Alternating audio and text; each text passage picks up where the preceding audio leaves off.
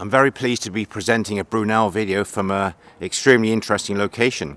This is Rotherhithe in southeast London, and on the right you see a tunnel shaft built by Marc and Isambard Brunel 1825 onwards, and on the left hand side is the pumping house which removed water that was seeping into the ThamesTunnel.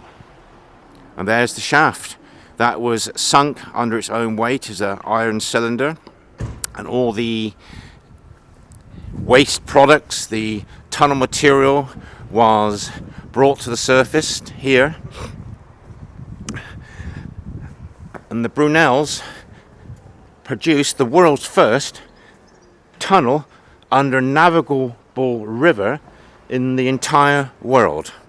And you're looking at the shaft,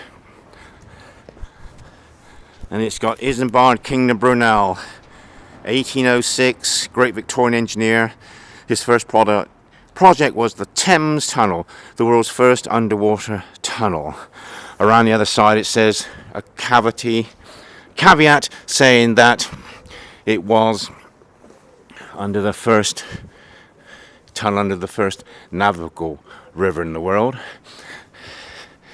And there you've got the chimney. The pump house now is a museum,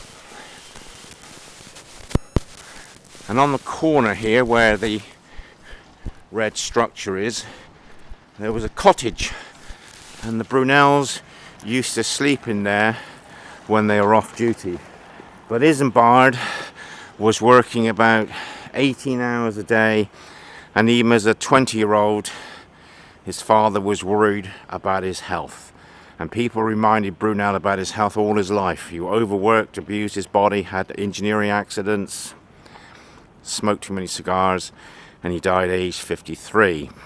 But his fame started here, because when the tunnel eventually flooded around 1827, the board of directors made an announcement in the London newspaper stating how brave Isambard was. And his father said that there was no other worker in the tunnel that was anywhere near him as far as industry and ability was concerned.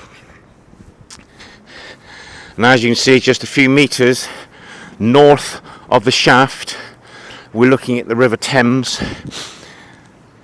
and between these two boats the tunnel emerged behind the building with that jetty in front of it, the other side of the river between these two boats, and that's where I'll be going next. The underground there is decorated with tiles depicting the excavation of this tunnel. This is the Rotherhithe tunnel.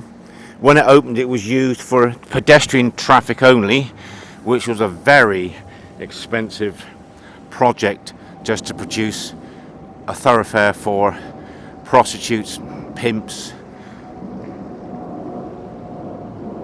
marketeers and pedestrians.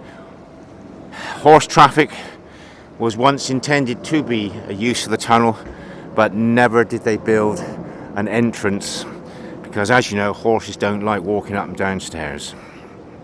And this was one of the narrowest points to cross the river.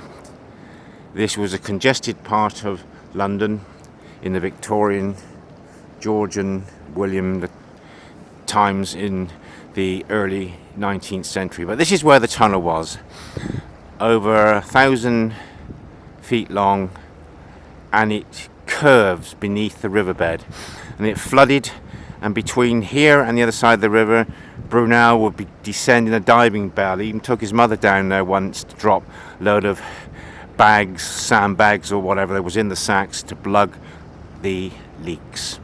So I think this is a very interesting story, and one must give credit to the inhospitable conditions in which the labourers worked. They caught a disease called tunnel sickness.